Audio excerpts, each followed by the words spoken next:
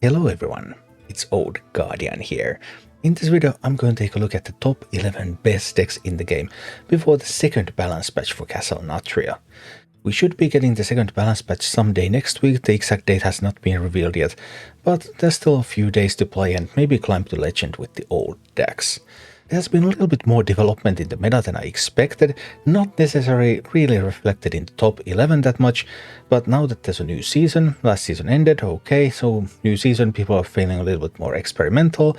We have seen a lot of people tweeting about climbing into legend with Enrage Warrior, with Control Warrior, with Dragon Control Paladin, all sorts of decks from classes that are generally not considered to be successful, because this is a 7-class meta. Paladin, Warrior and Demon Hunter are not part of the meta according to statistics, so okay, even though there are individual tweets about hey, I managed to climb to legend with this, that doesn't necessarily mean that those decks are actually viable. But it is interesting at least to see that people are trying to make things happen. Well, as for the top 11 best decks, 10 of the 11 archetypes are still the same as last week, although their relative order has changed a little bit. And then there is one newcomer, because Control Shaman has fallen from top 11 and has been replaced by Murloc Shaman. Why? Murloc Shaman is good against big spell mages and both types of druids. And if you're good against both types of druids, that's really good, because there's ramp druids, there's a lot of aggro druids. How do you mulligan against them? Hey, I'm playing Murloc Shaman, I just hit them in the face no matter what they're playing. I don't care. So yeah, Murloc Shaman, it's not exactly a great deck, but it is now steadily above 50%, so it looks like a viable deck at the moment. Coming in at number 10 is Naga Priest. Naga Priest just keeps being a solid deck that never quite reaches the top, and also it's seriously underplayed. Very few people seem to enjoy playing Naga Priest for whatever reason, but it's a perfectly viable deck if you want to climb to legend. Although if you're into priestly priest things, then most likely you're probably more into control style, and in that case, Quest Priest might be the deck of your choice.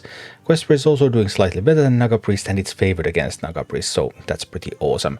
As a change from last week, the list with Rustro Viper is no longer ideal, and it seems that Identity Theft has been making sort of a entry into Quest Priest. Many of the top lists are now running 1 or 2 copies of Identity Theft, and it actually doesn't look like that great of card. Yeah, it's kind of mediocre at best, and if you run 2 copies then it actually starts to be pretty bad. So yeah, but you can run 1 copy of Identity Theft and add a little bit of RNG into your RNG.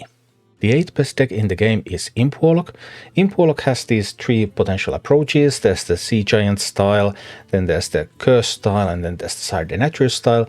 And it looks like the Curse style is starting to show that it's going to be the best one. At least for the time being, of course. Once we get the balance patch, we don't even know the changes yet. Who knows what's going to happen. But right now, it's Imp Warlock with the addition of those curses that is doing the work. And at number 7 we have Aggro Druid. Last time I said that Aggro Druid was the best deck in the game, but it had a lot of weaknesses too. And now, because it had many weaknesses, the meta has stabilized, a little bit at least. Aggro Druid, it reached its peak, lots of people are playing it, people started to counter it, it started to fall down, and it's still good. It's a strong deck, but right now every deck has weaknesses, so whatever comes out on top, then that starts to get targeted, and then it falls down a little bit, and that's how the cycle works at the moment. Coming in at number 6 is Miracle Rogue, and it looks like Miracle Rogue refinement has reached its peak. This is the exact same list that it was 1 week ago. There have been lots of attempts to make better lists, but it looks like this is pretty much the Miracle Rogue that you want to play. The second best list that I was looking into was running 2 copies of Backstab and only 1 copy of Tooth of Nefarian, but it seemed to me that this one still is slightly stronger. Obviously both are within the margin of error, so I cannot confidently say that this is a better deck, but I can confidently say that it is one of the best Miracle Rogue decks on the ladder right now. There is also some evolution in Spooky Mage decks, and right now it looks like this sort of Spooky Mage deck that runs Mass Polymorph, so that you can get rid of all sorts of buffed minions and stuff pretty easily. Seems to be the best style to play Spooky Mage with. Still going with Renatal, and still going strong. Hunter also remains one of the best classes in the game. Quest Hunter currently the 4th best deck in the game. No changes to the list from last week, so Quest Hunter is pretty much figured out, and this is what it is. Ramp Druid, on the other hand, has enjoyed that Aggro Druid has been getting targeted harder, Ramp Druid has had more time to shine, Ramp Druid also now itself targeting Aggro Druid a little bit harder with the spammy Arcanist deck card.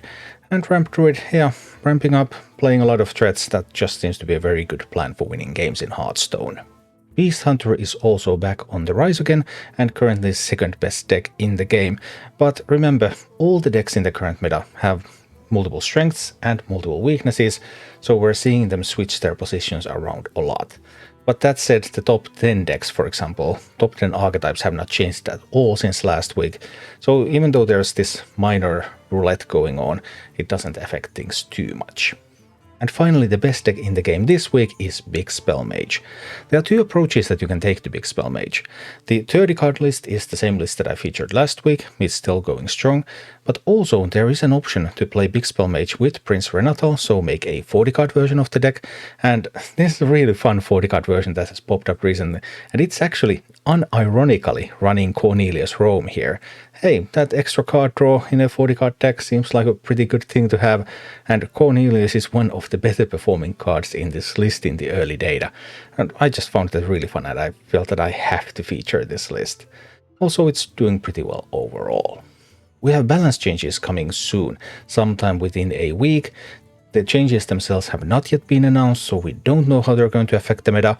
The meta itself, it kind of revolved around those 7 classes, but there were some individual tweets at least about other classes maybe getting some refinement.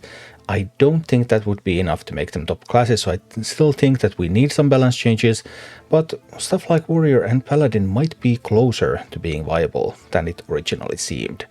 And once we get some balance changes, hopefully then we will have all classes back in the meta. Thank you for watching. Click like and subscribe if you enjoyed this, and a special thanks to all of my Patreon supporters, YouTube members and Twitch subscribers who make all of these videos possible.